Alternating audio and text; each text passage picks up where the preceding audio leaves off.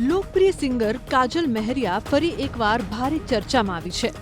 આ વખતે કોઈએ સિંગરના નામે ફેક છૂટાછેડાની અરજી કરી દેતા ચકચાર મચી ગઈ હતી।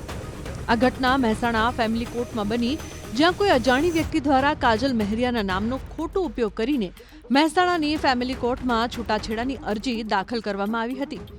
જો કે કોર્ટે જ્યારે અરજદારના વકીલ વિશે પૂછપરછ કરી ત્યારે સામે આવ્યું કે અરજીમાં દર્શાવવામાં આવેલા વકીલ જેસી મોદી અને રાજેશ સોની બંને અરજી સાથે પોતાનો કોઈ જ સંબંધ ન હોવાનું સ્પષ્ટ કર્યું હતું।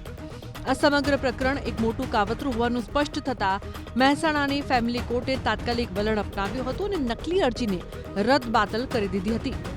મહત્વનું છે કે કાજલ મહેરિયાએ ગત 1 મે 2024ના રોજ આંતરજ્ઞાતીય લગ્ન કર્યા છે, જેના કારણે તેમને વિરોધનો સામનો કરવો પડ્યો હતો। આ તમામ વિવાદો વચ્ચે હવે તેમના નામે કોઈ અજાણ્યા શખ્સે ફેમિલી કોર્ટમાં છૂટાછેડાની અરજી કરી દીધી હતી। અરજીમાં એવો પણ દાવો કરાયો હતો કે પતિ પત્ની વચ્ચે મનમેળ નથી અને કાજલ છેલ્લા 12 મહિનાથી પિયરમાં રહે છે। આ કિસ્સો હાલ ચર્ચાનો વિષય બન્યો છે।